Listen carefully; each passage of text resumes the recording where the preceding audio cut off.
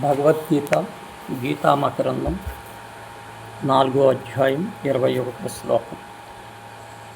నిరాశీర్యతాచిత్తాత్మాత్యక్త సర్వపరిగ్రహ శారీరం కేవలం కర్మ కుర్వాన్నోప్నతి కిలీక్షహం.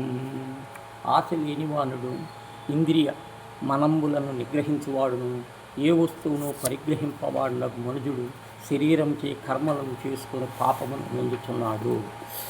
కర్మం చేసిన పాపమును ఎవడు పొందడు? ఆశ లేనివాడు, ఇంద్రియ మనంబులు స్వాధీనపరచుకొని లేనివాడు వరుల నుండి ఏ వస్తువును పరిగ్రహింపడు. యద్భాక్షలాభస్నస్తోష్టు ధన్వాతీతో విమస్తరా నమాసిద్ధవసిద్ధౌ చాకృతాసినా విద్యతే.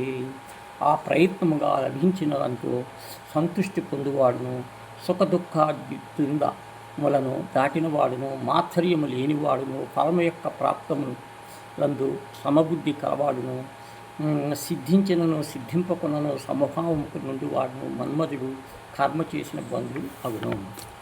కార్యములు లేనప్పటికీ దానిచే ఎవడు బంధింపబడును. అప్రయత్నముగా లభించిన సంతృష్టి పొందువాడు, సుఖదుఖములందు దాటినవాడు, మాత్సర్యము లేనివాడు, కార్యము యొక్క సిద్ధి ఆ సిద్ధులను పరుచుకునేవాడు.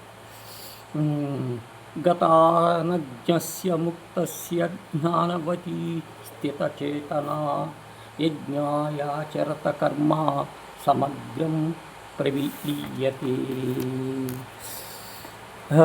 సంఘముతో పరాశక్తితో ఆచరింపబడి కర్మములందు జన్మకు హేతువగును.